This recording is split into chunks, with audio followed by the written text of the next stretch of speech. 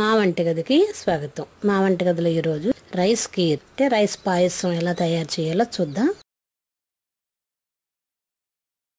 దానికి కావలసిన పదార్థాలు: బియ్యం 1 కప్పు, పాలు 2 కప్పులు, పంచదార 1 కప్పు, జీడిపప్పు, కిస్మిస్లు కొద్దిగా, నెయ్యి 2 టీ స్పూన్లు.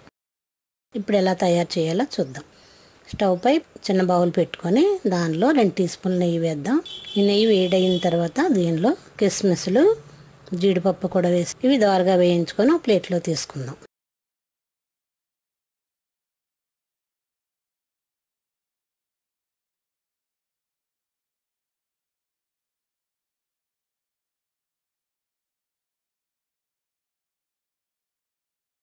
తర్వాత ఇదే నేతిలో 1 కప్పు రైస్ వేసి వేయించుకుందాం. ఇలా 1 నిమిషం వేయించితే రైస్ కూడా నేతిలో వేగుతాయి కాబట్టి.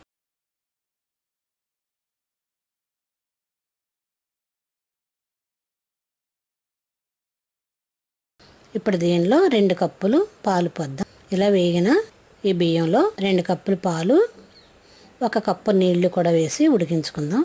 ఒకసారి కలిపి మూత పెట్టి ఒక 5 నిమిషాలు ఉడికిస్తే